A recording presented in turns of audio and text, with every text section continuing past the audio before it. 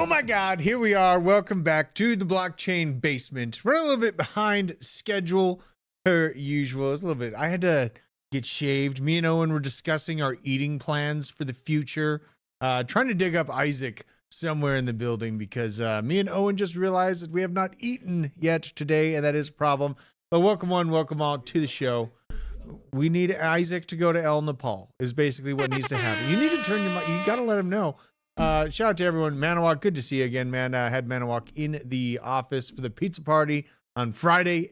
Just an epic success. That was so wonderful seeing everyone in real life. I saw Candle Daddy, very awesome individual. James S. Tyler, what up? Crypto Breezy, F Ukraine. I like Curry as well. And where is Aaron? Aaron is somewhere around the building. I know he's making a couple thumbnails. We might swoop in. We got a chaotic day. We're getting all kinds of things set up here at Hit Network. So it's been a thing. And really what we have today is a slew of news related to where Bitcoin is going to try to go this week. We have some pretty big things happening this week regarding Fed funding rates. We also have some altcoins. I'm going to be diving into my portfolio, kind of some adjustments I made to it, and just kind of look at where things are right now for my best potential entry points if we should get another leg down. Plus, we have Iggy Azalea taking on Richard Branson and Tim Cook. Is it Azalea? Is that how you say it? Azalea? I'm just getting used to Iggy, okay, Owen? So I understand if I say her last name incorrectly. I'm going to again, probably. But just do keep in mind to support the channel. This channel is powered by Arculus, baby. We got the world's leading cold storage platform having our backs here, so make sure to support the channel. If you need some cold storage, get your hands on some immediately with code BASE10, get you 10% off. But without further ado, let's take a look at the markets, see what we're dealing with right now.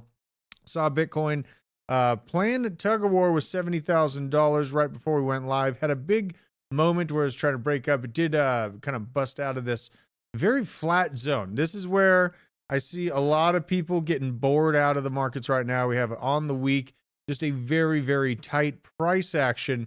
But it just reminded me of past markets and what happens when we see this tight coiling of price action on Bitcoin.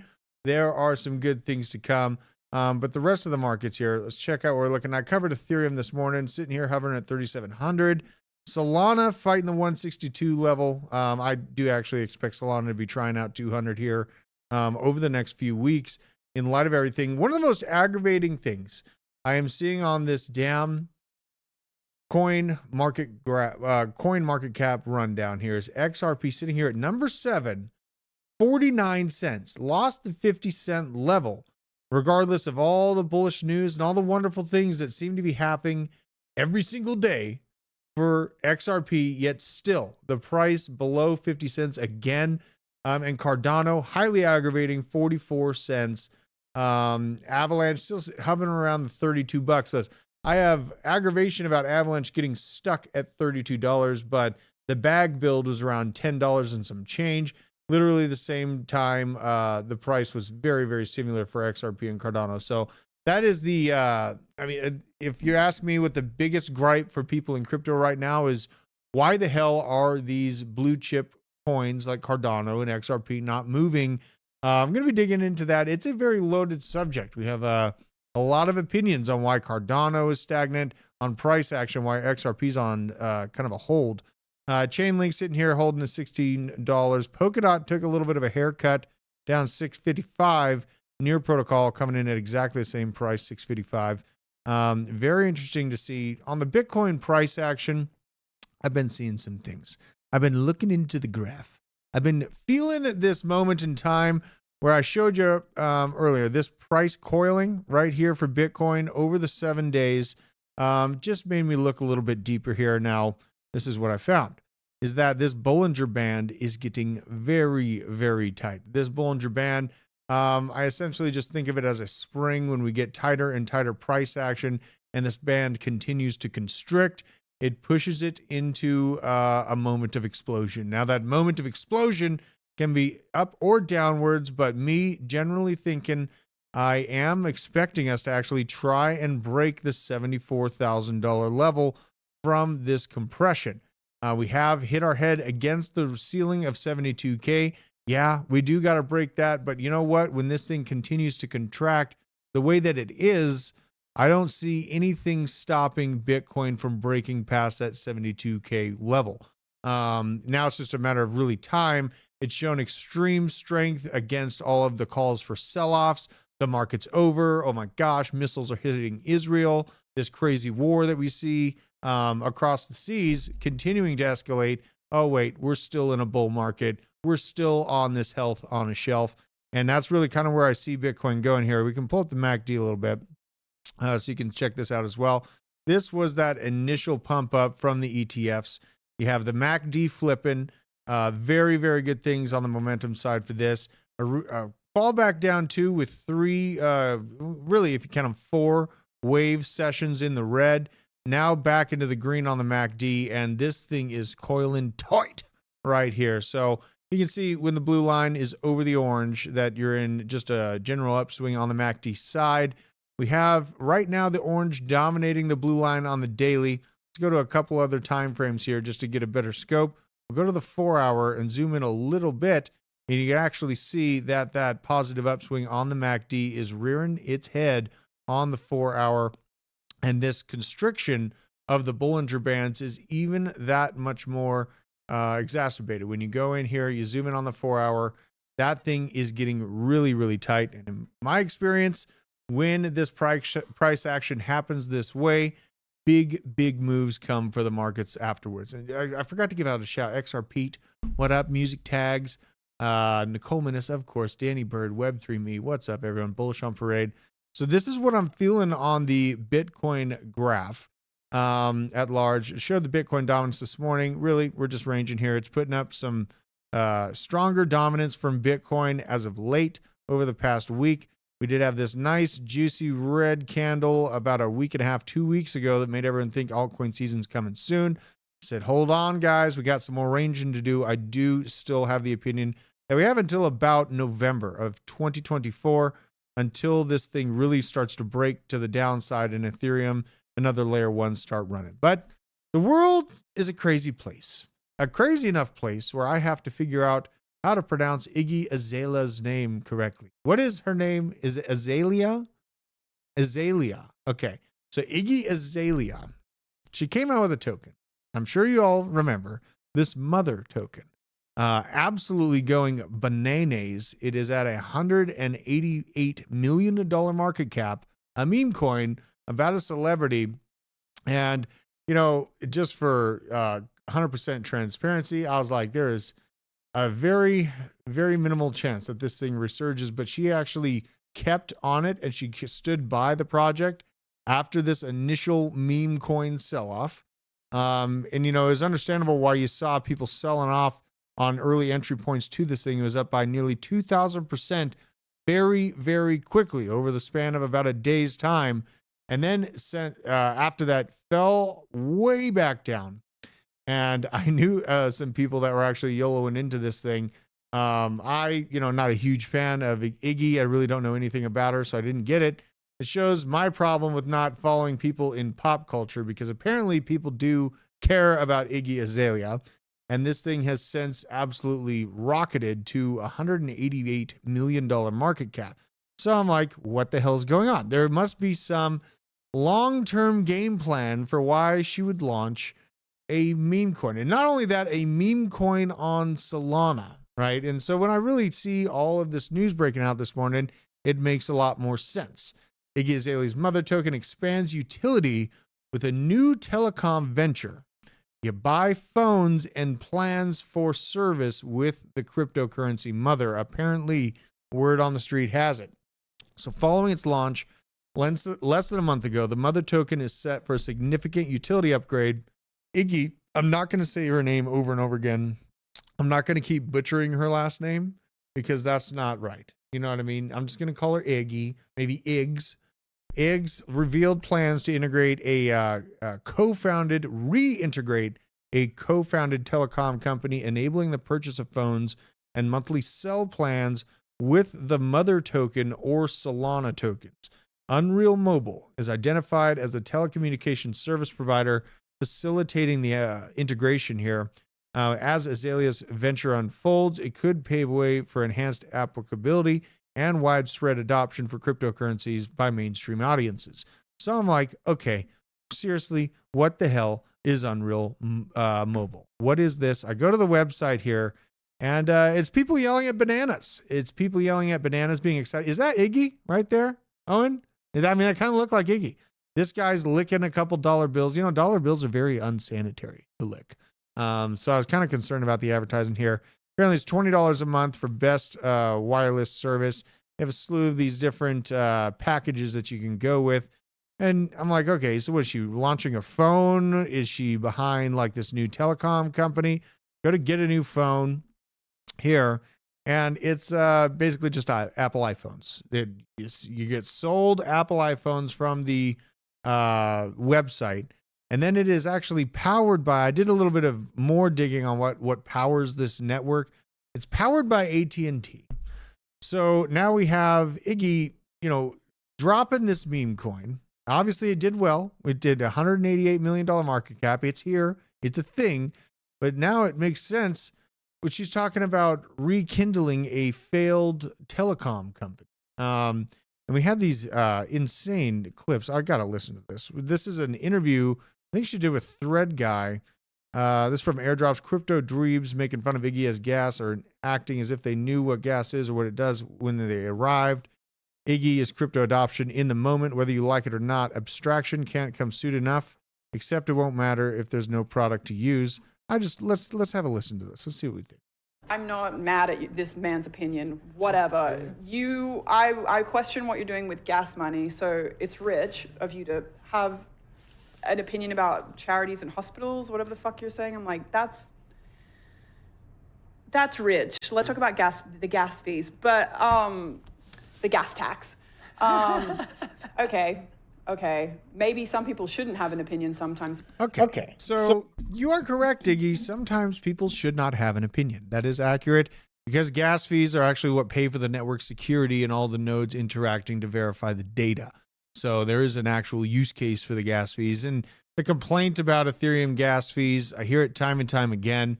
Really, I don't think BlackRock's going to give a damn about gas fees when they're moving around 10 million, $100 million worth of assets, and they're paying for a gas fee. Eye roll, giggle, tits out on the table. I think that actually they make a lot of sense when you think about it from a large scale monetary thought process. And it does make sense why she would roll out a token on Solana as well, because Solana has its own Solana phone, and it's actually got involved with trying to roll out hardware. So in her mind, in my opinion, this is me shooting from the hip here. She sees people that are interested in buying alternative phone plans, alternative phone networks, other than AT&T or all the other ones. So they'd pay her for her packaged goods on this weird ass website where people just lick things. I just really don't understand how she thinks that this is going to work. I know that the token's going good, good price action, yada, yada, yada. But there's a reason why it failed. And she's competing with the likes of Tim Cook, with Richard Branson. It's just really kind of a outlandish ploy. And, I'm good on everyone that got in early on Mother Token, did great, yada, yada. But I don't think that Mother Token is going to be the catalyst for the next big phone company, the next big transformation. I think this is just kind of a move to rekindle a failed telecom attempt. So if it works, good on her. But I'm kind of doubting its longevity here when I'm really sitting back at and looking at this from the forest through the trees.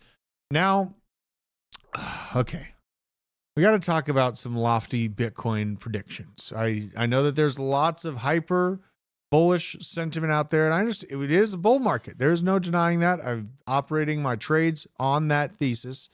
But looking at this Plan B prediction has me just a little bit hot and bothered. So Plan B issues an epic year-end Bitcoin price prediction. Renowned crypto analyst and creator of stock to flow model has given his year-to-end predictions for the Bitcoin price. The analyst forecast covers 5 years, beginning 2024 to 2028.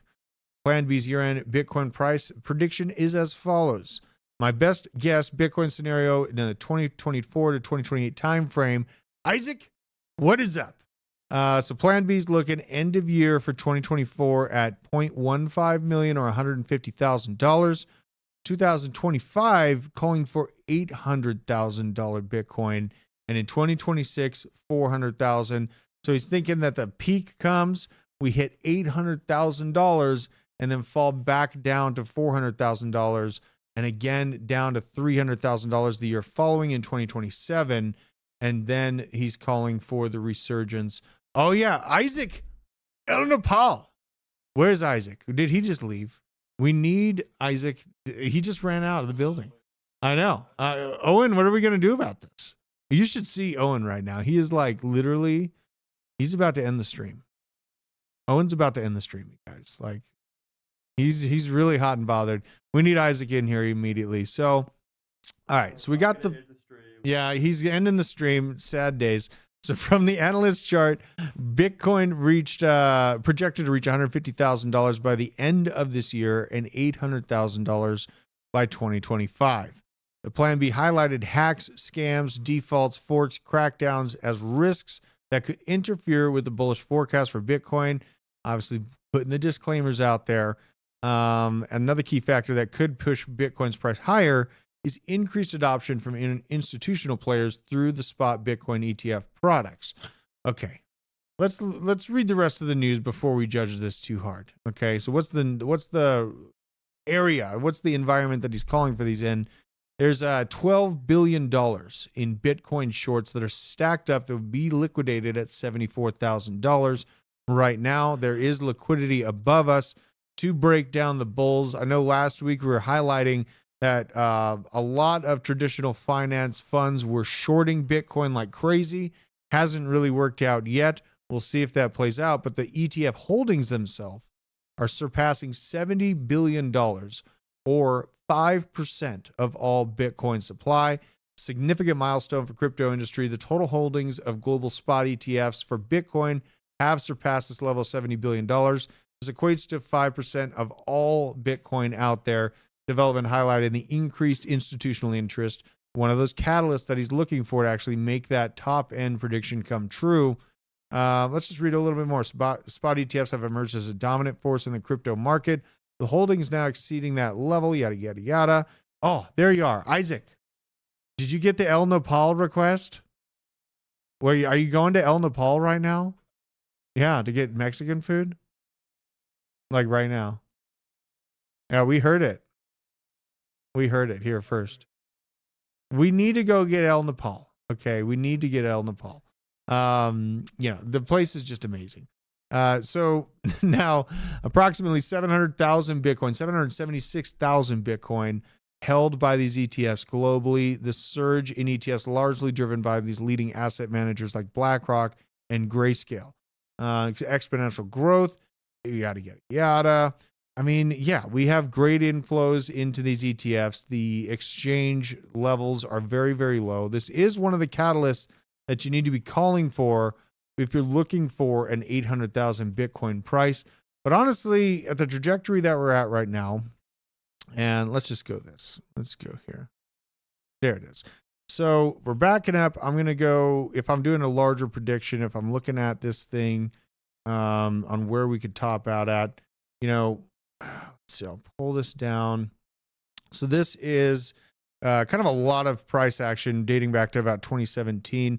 Where we're sitting right now, this fight at previous all-time highs, very reminiscent of this moment right here. Okay, so it is pretty cataclysmic when you think about the upswing from the moment we had in 2020 to right now. That was an upswing of 287% to run from 17K to 69K. Right now, where we're at, we are fighting this same level, but showing the most bullish scenario in my mind of actually showing strength and support above the previous all-time high.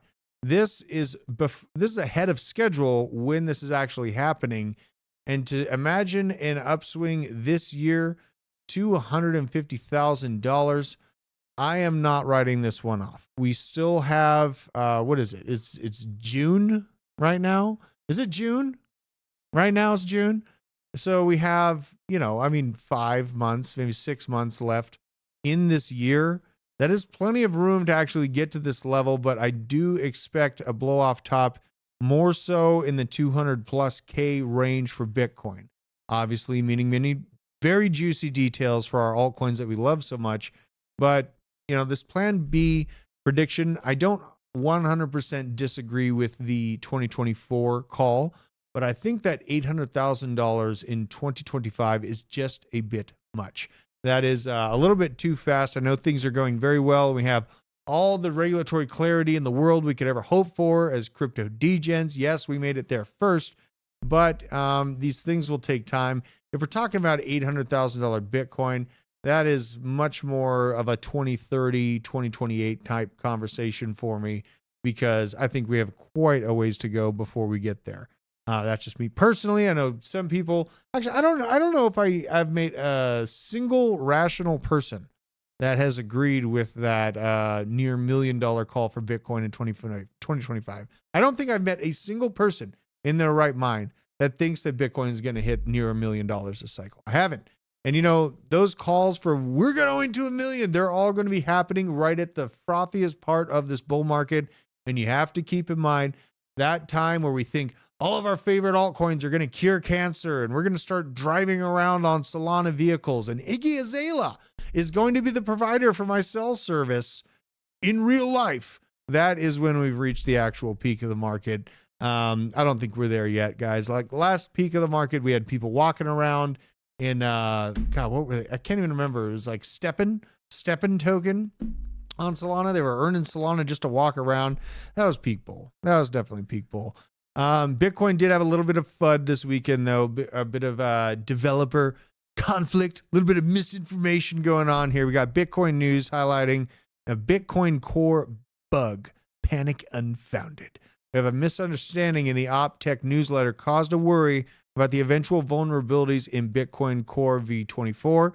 Bitcoin Core senior developer Ava Chow clarified that the real disclosure targets older version 21 vulnerabilities, not the next versions of what Bitcoin nodes are going to be moving into, but past versions it's previously operated on are having vulnerabilities highlighted, and this got Bitcoin developers all shook, all hot bothered. And then you have Solana maxis, Ethereum maxis coming out of the woodwork saying, see, I told you so. Bitcoin's going to zero, just being maxis for their own chain. No, it's just past problems. So just got to keep that in mind when you see the FUD going around, you guys, because we still have this. Bitcoin whales are scooping up coins for short-term gains. And unlike long-term investors, these Bitcoin whales are actually taking their profits in the short term. We see TradFi's a little bit extra excited about that price action that they're seeing in crypto, and they take those 10, 20% gains, much more common than we're used to in the long-term investor side. So that is something to keep in mind. Isaac, are we getting Mexican food? I don't know, right now. You know what I mean? Owen, have a seat. We need to talk about our Mexican food problem. Okay, so first of all, it's Monday. It is Monday. Isaac. And second of all, unmute. He's unmuted. Are we good? I have an affinity for fajitas. And this affinity, that's how I get my vegetables. Mm-hmm. I made a commitment to my wife that I was going to eat more vegetables. Me and Owen forgot to eat this morning, Oh. And How'd that happen? we were running late for the show. Fair enough. So we didn't get up. We didn't go do it. Thoughts on El Nepal? El Nepal. Well, last time I had fajitas with you. That's true. And after that, we had a 2-hour car ride to the gun range. This was gun range day. That was probably one of my best days. It was probably the best days. And that was like my first time going to El Nepal. Yeah. And when I tell you, I tore it up, and I will always get fajitas when I'm there now. Well, so I think okay. it's a great idea. So it's settled. It's settled. We're going to El Nepal. Okay, because we don't have the workout today, right? No, we do not. Unless It's a surprise. You leave it as a surprise for me at this point. I No. walk by, either the trainer's there beating everyone up, or he's not. You know It's what I mean? Tuesday, Wednesday, Thursday, Friday. All right. Well, we're definitely going to get some Mexican food after this. I got the hankering. So we got a lot of pretty interesting macro news, some highlights, just more reasons to be in crypto, you guys. U.S. government spending as if we were in a crisis. Expenditures of GDP just hit 43% matching levels last seen during the 2008 financial crisis. This puts it into perspective. Spending as a percentage of GDP is just 1% below World War II levels. Even at the peak of World War I, the U.S. government spending as a percentage of GDP was 20 percentage points lower. Meanwhile, the Fed continues to call for a soft landing and economic data is strong. This is a crisis. This is them keeping you calm. Have you ever heard that saying where if you boil a frog in lukewarm water, it won't jump out of the pot? If you boil a frog already in hot water, you're like, holy shit, that's hot. This is terrible. We're spending way too much and we're going to die. So it jumps out of the pot. But this is, talking about a soft landing, a strong economic outlook. They're literally printing and spending more than we ever had in U.S. history outside of COVID, which is only 3 years ago. So, just a little highlight on the rate. What is this noise? Do you hear that? That's me. I was messing. That with was the, your I was noise? messing on the nail with the nail on here. So. Okay. It's getting ugly there, and this plays into a shout out to Two Pump Crypto Chump for the gifted membies. Yeah, What up? We got Ryan buddy. Shoots picking up on Zachary Martin, Matt, Timothy Murphy, John Wickdout. I met a guy named Dublin at the meetup, and he told me a story. He was watching our channel, and he was a security guard at one of the Bitcoin mining locations for one of the world's biggest miners, right? Yeah. And he actually got introduced. He was doing all his research, and he saw our interview with one of these Bitcoin mining agencies, and came into the pizza party and basically just was going nuts, thanking me and Nick for like being psychotic about crypto and never giving up on it. Like, because he was able to just really lean in. Now he's got a high-end position at this Bitcoin mining agency. I don't really want to dox where he works. You know what I mean? But it was just like one of those heartfelt moments. Shout out to you, Two Pump Chump, for helping out the basement, grow out our memberships. Becoming a member of this channel is one of the best ways that you can show support for our channel. It is the bedrock of all of the things that we're doing here. And I actually do plan on trying to fund some trips out to all these protests, because I know that there's going to be some juicy protests. The ones that Nick were talking about? Oh, well, obviously we're going to the Trump rally. Oh, okay. 100%. I'm talking about going to the ones that just pop up in New York City overnight. You know what I mean? Gotham City's happening. We got to get there. That'd be so much fun. Yeah. So, we're going to get there. But, on the, this is kind of playing into your generation. I hear a lot of aggravation from younger folks about the price of housing and all that stuff. We see this. Lance Lambert laid it out in a very, very interesting way. A 7% mortgage today in 2024 is just like having a 15% mortgage in 1982. And here's why. When accounting for U.S. home prices, which are on average around $420,000 per home in the United States, home insurance rates have gone absolutely ballistic. Incomes going down in a hard jackknife manner. Property taxes continually increasing on the homeowner, and a 10% down payment. Housing affordability is in 2024 is similar to that in 1982, when rates floated between 13 to 17% for that home mortgage. This is something that is very, very important to keep in mind. The economic sickness and the reasons why we saw 10 years of inexplicable 0% interest rates, and our central bank just basically begging for people to take loans out to keep the buck moving forward, is all just design and sickness of people's lack of ability to afford these things, their income going down, the taxes going up, and the cost of the house literally quadrupling, singtupling. You know what I mean? Like the average house in the 80s, it was within 100,000. You know, and now they try to compare our current situation. The average house is $420,000. It's not comparable by a long shot.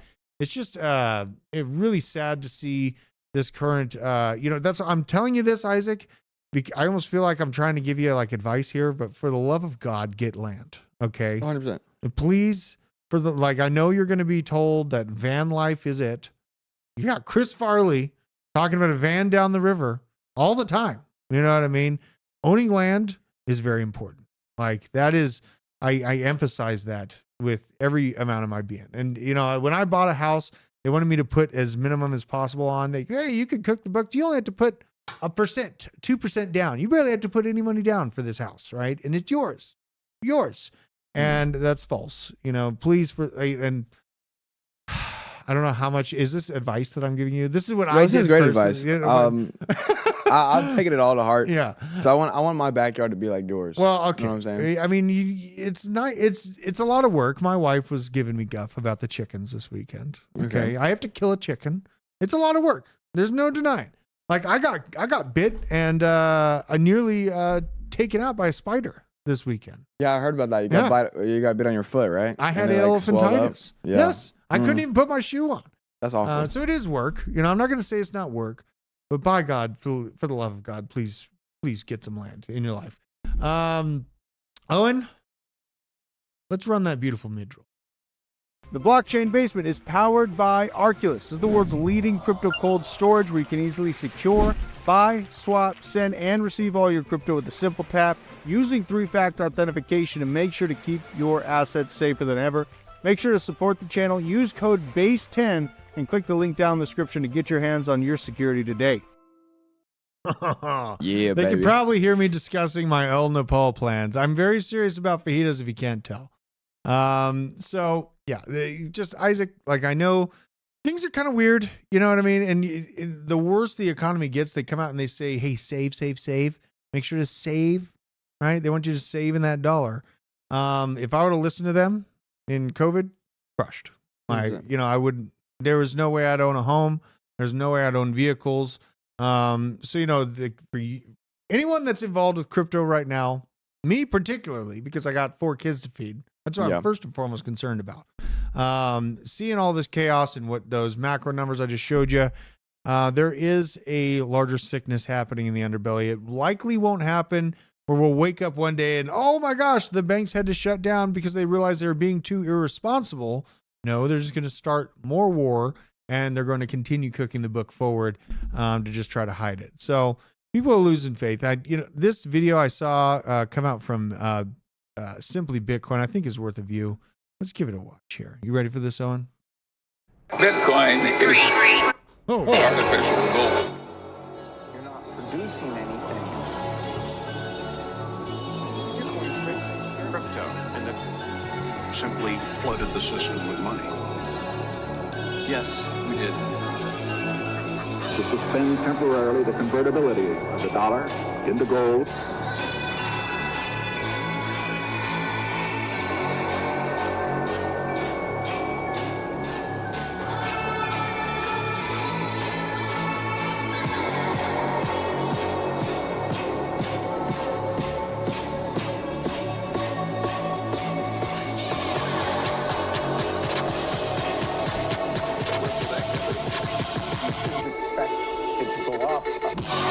So I can quantify this. For anyone that's left confused on why all these dudes with laser eyes and these snippets from Richard Nixon and central bank planners come to mind when it comes to Bitcoin.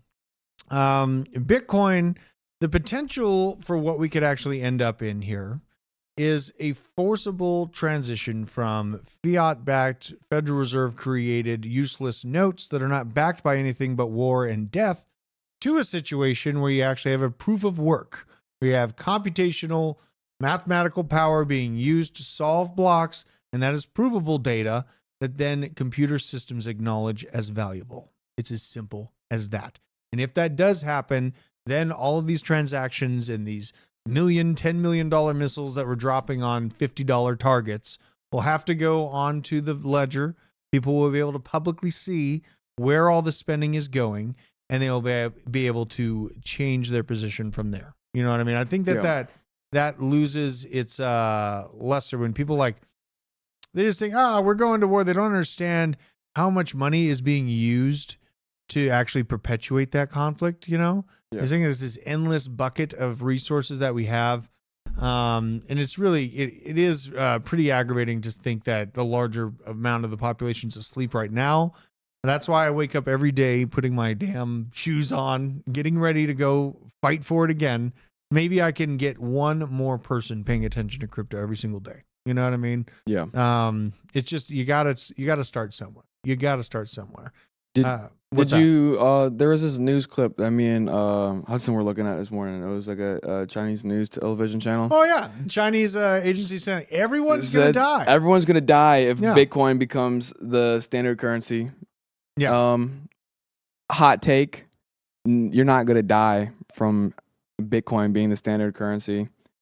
Yeah, it's a pretty But weird It take. was pretty funny. to No, be it's a honest. weird take though. To say everyone's gonna, there might be some credence because they would lose control. Yeah. So everyone might die in China if they lose control. If the government loses control, because the whole reason why governments are here is to control the velocity of commerce. Like you can talk about, governments are here to protect culture, protect values, whatever you think it is, but really they're here as a control mechanism to handle the flow of money and to take some off the top and to make sure that those people that they govern are still moving money through the process so they can take that piece.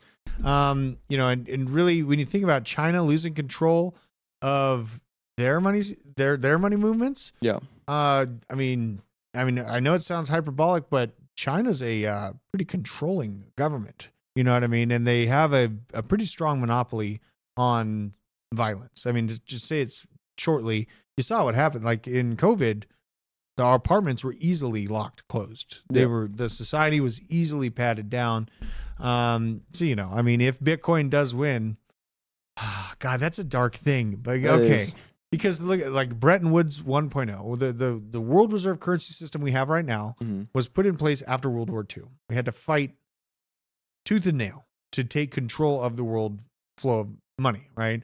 And now what we're setting up right now, it's been a dark prediction of mine, but that it would end up, this conflict with Russia and China would cascade into a Bretton Woods 2.0 moment. And I mean, that is not something that is going to go over peacefully. No. That is kind of the concern about what we're going through right now. Is like, I feel like governments are being, pushed into a corner, monetarily speaking, by all these systems of freedom coming out and hey, we're going to take your third party seat away. Like if you're a nefarious government trying to hold on to control, and you see this immovable, unstoppable object like Bitcoin coming for it, you see people escaping the fiat. Like for instance, Turkey and their inflation rate, Venezuela.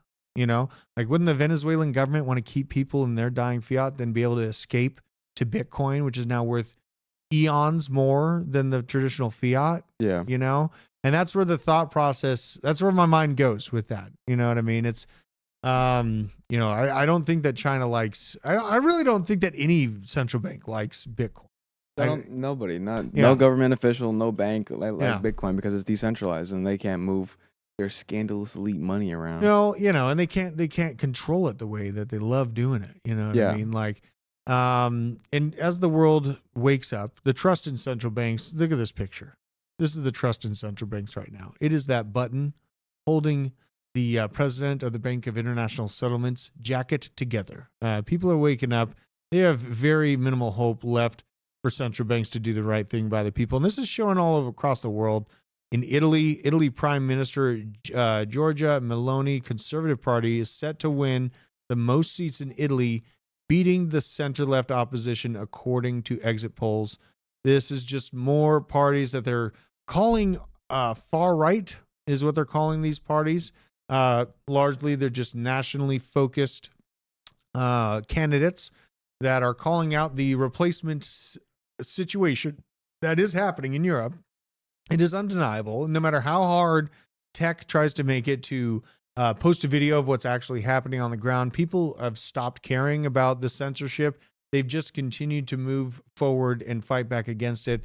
And this overhaul in the EU is pretty amazing for me to see. This is a larger conversation to be had about people's mindset waking up to maybe the ESG initiatives, the open border talks that they've been sold over the past 2 to 3 decades have panned out incorrectly. And now it's time to bring back right-wing opposition. So more power to them. And I actually expect that to continue to increase. It's even probably going to happen in San Francisco. Look at San Francisco this weekend. This is from Balaji. San Francisco this weekend. This is not a bad part of town. This is the Embarcadero where families walk, and now it's where howling mobs light cars on fire. Not even a protest or some fake cause, but just for fun. Let's get in here. Look at this. This is what's going on. Just on any given weekend night in San Francisco, absolute mob takeovers. And, some people are like, oh, this looks funny. If I'm a family man with a van full of children that pulls up to this intersection and I'm surrounded by this mob, I know the laws well. I know confinement situations well, and I will handle this accordingly. This is absolutely insane to see the rule of law just be completely undone. And likely I'll probably break away from a bunch of libertarians and be like, that's their right to take over public infrastructure and do donuts until they knock one of their weaves off their head with the back of their tailgate and send another one to the hospital. This is absolutely un-okay. This is absolutely un-okay. And, I fall into a lot of arguments with people with me, obviously, because of my heritage, about the Crusaders and all this wrong that was done. Because I am part Native American and part Spanish, large part Luxembourgian.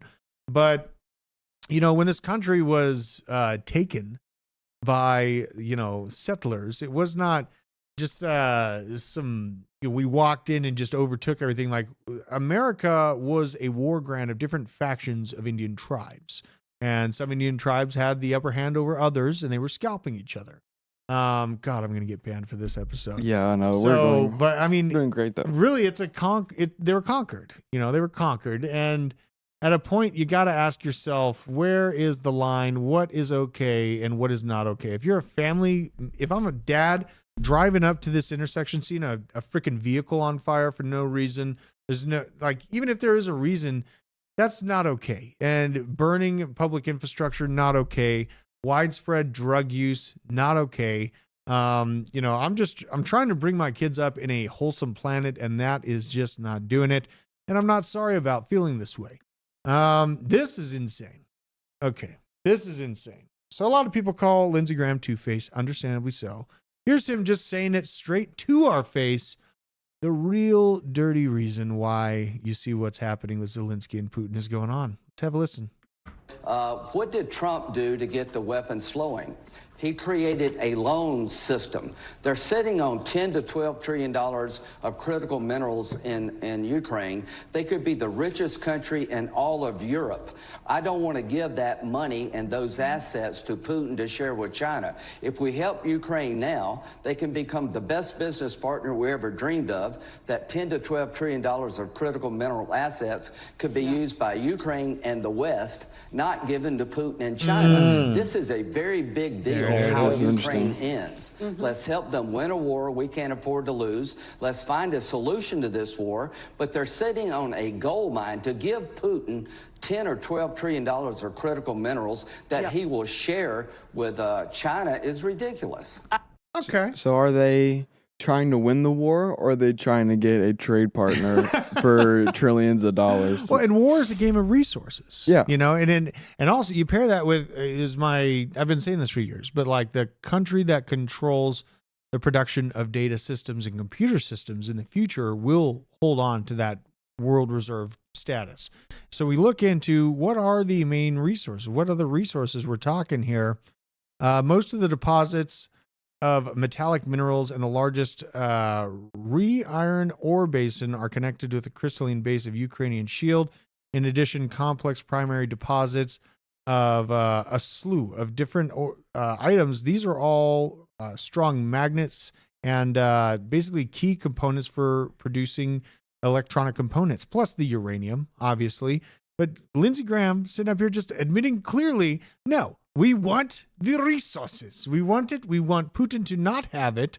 And this is trillions of dollars of raw materials for the United States to capture. Why would we not go in there? Literally. And now it gets even better, because then after we go in here and we claim control of all of these things, these resources, then BlackRock is going to come in and have the rebuilding contract. So they're going to make trillions of dollars off of rebuilding the land that was wiped clean from NATO interests. This is just an absolutely insane feedback loop that's built out across the world costing people, thousands of people, their lives. It's a very unfortunate thing to say, but this is just a larger push for NATO to control the production of electronic systems in the future, plus obviously the uranium. And it has a very good wheat production, all of those different things that NATO prefers to have it available for the West of Europe rather than Russia. It's pretty clear. And really, in my opinion, war is still that contention of resources. It's not a he said, she said, oh my gosh, I can't believe they said this last week. No, it's that they have all of these resources that we need for our people and our infrastructure and our intentions that we want. So we go over there and get it. It's a very sad and unfortunate situation we're watching. Looks like Apple and ChatGPT partnership official. Whoa, that's pretty big news, Shake and Bake. Thank you for updating me on that one. I know the Apple conference was happening today. On the Apple conference, let's get into altcoins here. This is from Marty Party, talking about stablecoin supply breaking all-time highs set in 2022. This is insanely bullish for me. This means that there is more money primed and waiting on the sidelines to get into the market right now than there was in some of the juiciest parts of the previous bull market, setting up for another.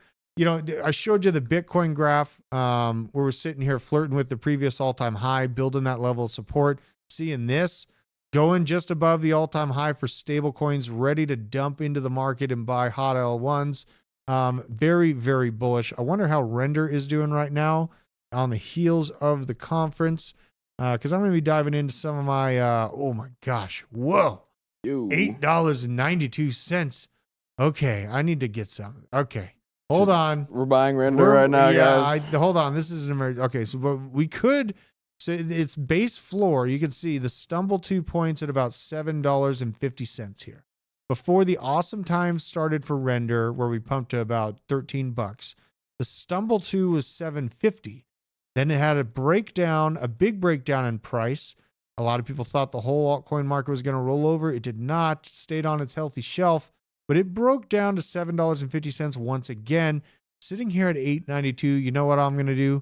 I'm going to put a buy order in for $7.50. Maybe I'll get it. That'd be awesome. If I won't, fine. Got a little bag of Render still holding on. So I'll be watching this one, though. Looks like a nice sell the news moment for Render. I still definitely believe Render is going to be a top mover in the bull market. So I'm taking this as a nice sneeze created by news and worry. Honestly, if I see this thing break down anywhere in the sevens, I'm going to have to be moving on that one. Now this is the watch list for this week in crypto. We got the FOMC meeting is on June 12th. Markets are pricing in a 5% chance of a rate cut. Fetch, Ajax, and Ocean Protocol all handling their merger. That's going to be happening on June 13th. Can't wait. You're excited for that one? I'm very excited. Okay. What are you most excited about for this? Well, I'm a big Ajax holder. That's one of my biggest bags that I have. Oh, really? So I've been waiting for this merge to happen for the past couple of months. Gotcha. So. Okay. Very nice. That's not a bad hold at all. You didn't even tell me. You're a big Ajax holder? I got a little Ajax, I'm bullish on it as well. Ben Gertzel is like top of the line when it comes to AI developers, and the fact that he was behind it and pushing the advancements forward for me. That's what gave me the inclination that Ajax is more of a mainstay. You know what I mean? Good to know. Now, ZK confirmed that the ZK Sync token will launch shortly after its version 24 upgrade. That was just completed. We got 73 million Stark, or 4.9% of the supply, to be unlocked on the 15th this week. All of it will go to investors and early contributors. P-Stake will launch liquid staking solution for Bitcoin. And Fjord Foundry Launchpad going live on Solana the 10th. I believe that was today. Gotta be watching Fjord, see if it has any Action Jackson to it. This is the ZK Sync potential airdrop value. And I may as well just read this. Is a very in-depth. This is from hightesh.eth. Talking about, first of all, respect. You got to get data. Relative valuation is the only way to derive any kind of price prediction for ZK using data. Stark is the best token to use in relative valuation-based calculations. ZK Sync and StarkNet both are key powerhouses in ZK. Traction on both of these chains is largely brought by farmers, so choosing the best platform based on traction won't make any sense. In the Starknet airdrop, around 60% of the airdrop supply was allocated to the farmers and StarkX users, which is around 720,000 users. Total supply allocated to the airdrop was 7%, and farmers got around 4.2 of the supply. So it looks like it might be actually a pretty juicy airdrop for ZK Sync holders. On the aggravation for Ripple, this is a little bit why I got extra aggravated with XRP this morning.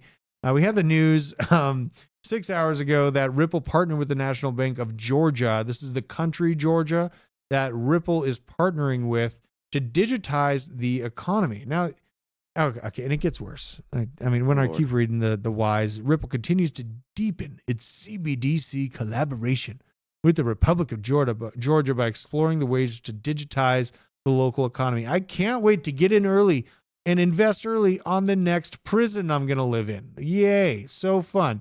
Natya Ternava, acting governor of the NBG, and Varlam Embadazi. What is that? Embanoids. What the hell kind of name is that? Noids. Close to Nads. Nad. That's right. Maybe she wears Nads. Maybe she wears Nads. Ah, she is from Georgia. Maybe she's a man. Head of the... if I didn't get us banned earlier, you definitely just did. Okay. Head of the bank's financial and supervisory tech development department have met with Ripple executives James Wallace to enhance the cooperation in financial tech and digitization. Guess what happened to the price?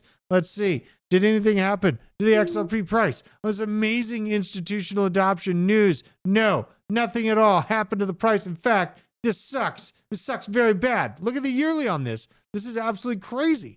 It's back into the red zone on the yearly, losing. I mean, it's like a few bad days from losing very, very important support. If it drops below 48 cents, it looks like a pretty damn quick ride to hell from here for XRP. Not great. And you can see the thing that it had going for itself, that these was like, maybe it's not going to be that bad. Maybe the price action is going to finally do something. I was watching the higher lows. I see the higher low, higher low, higher low. Now we get a lower lows. Lower lows are coming in. So that's not great. We go in on this. What time frame on here? This is the what they call the accumulation zone. Everything's hunky-dory up until about right here. We acknowledge, yeah, we're in a bull market. Everything else is going all the way up here, but we're accumulating. We're getting ready for the big bump up and then just losing that ground in a big, big way. The bottom of this trench is at 29 cents. This is just absolutely gut-wrenching to think about. Like, I know a lot of people that I really care about that are in on crypto, but their biggest bags are XRP, and it makes me sick. It makes me sick. Yeah, I will never touch an XRP bag. Yeah, I mean, you know, and I'm still going to like you if you do, okay? It's not that. It's just like, why be all in on some? And not only that, you're getting in early on your next prison cell. Like, you're interested in making some short-term money to buy Hot Pockets before you get put into your digital prison with their CBDCs that they're developing. Like, what is the goal here? I don't get it, Isaac. I don't get it either. I don't get it. Maybe they'll give you benefits for the more XRP you invest into your prison. And Michael King, it has died less, question mark? I mean, I guess, look at this. So in June of 2022, the price fell down to about 29 cents. Right now, you spend a whole year and you're up to 50 cents, right? Let's just pick a random one. Let's just close our eyes. Let's just see here. I'm going to close my eyes. And I'm not going to see. We're just going to pick a random one. All right, let's see what this one did in a year's time. Wow, holy shit, way different. It's actually more than doubled, $1 to $2.20. Optimism. This is another pretty big market cap project that you wouldn't expect being beating out the future of finance XRP. I got to close my eyes once again. Hold on. I'm going to close them. Let's just do. There's random Ondo. Look at that. Oh, I love Ondo. I did not do that on purpose either. Actually, I added to my Ondo bag. Look at the year. Up from 8 cents to $1.25. Holy shit. So there's kind of a difference there, right? There's a difference. You get a 100% pump in a verified crypto bull market over a year's time. It brings you from 29 cents to not even 100% pump. It's 29 cents to 50 cents. That's not even 100% pump. Or you can choose other things like Ondo and be up from 8 cents to $1.25. My first Ondo buy, it was like 40 cents. I bought more. I actually bought quite a bit more this weekend. And, you know, yeah, it's on an upswing, but honestly, I think that Ondo is going to be one of the best performers of our market. This is just, it's kind of funny to pick Ondo because in comparison to XRP, because the whole narrative last market was ISO 2022, going to be the future of finance, going to be the way we move money around. And here we are, Ondo RWA project, outwardly working with BlackRock, literally just in helping them with a toenail of the elephant of what is tokenization of assets, and up from 8 cents to $1.25. So there it goes. Let's see here. I got to check AVAX. I think I do still have some AVAX too. It's a house bag of AVAX. I had, this is one of me and Owen's kind of favorite picks. I don't know. We bought way too much AVAX at $10. It went well. I bought a little sewing shop from it. Let's see here. Go to TradingView. We're sitting here at $32 right now. We're sitting here. Let's look at 2022. Let's just look at June. This is kind of fun. Kind of fun here. In 1 year's time, actually, in 23 June, it was trading at, right about there, $12. It's sitting here at $32 right now. You know what? I'm still damn bullish on AVAX. I actually kind of feel like buying more because none of the excitedness or the movement behind AVAX has given up. Look how strong it pounced back off of these levels. And these are all attempted market sell-off moments. You got to keep that in mind. You got Israel bombing people. You got freaking all kinds of FUD coming out, and it's still holding out. AVAX, I might have to actually top that bag off a little bit. Another one that I keep getting asked about is Aerodrome. And honestly, I'm taking this as a buy moment for Aerodrome. We're sitting at 93 cents on the month, coming back down. This is at its flat line. Because what I'm showing you here is the yearly. 2 attempts to break down beyond this level have happened before. We're coming back down to it right around 90 cents flat. And I am still feeling damn bullish about base and Aerodrome. So Holden actually added to that bag as well.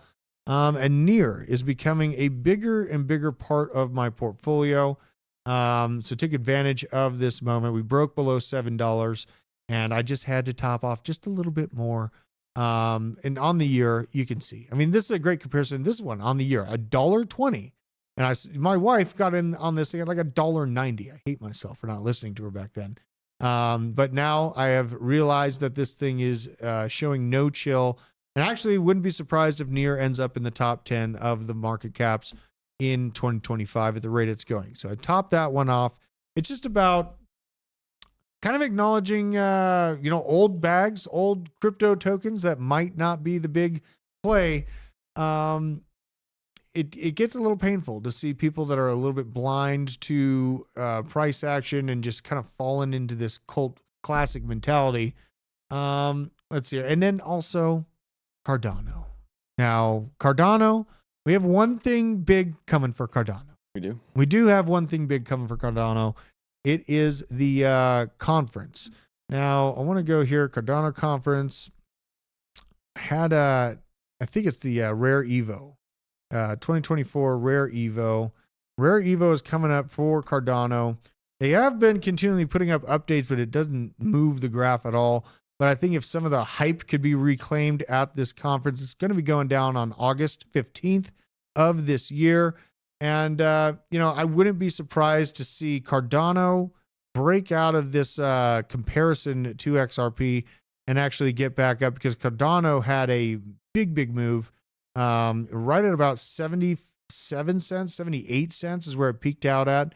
And really right now it does show kind of that same chart pattern as AVAX if you're looking at it from a backed up standpoint. So Cardano versus XRP, I think Cardano is going to outpace XRP in a big way this bull market. Now, is it the project that is going to 100x on me? Probably not. Probably not at all. And things like Ajax, right? That's because I had to have a Cardano play. Ajax was one of my few Cardano plays that I have in place right now. You know what I mean? Yeah. Now they have the merger though.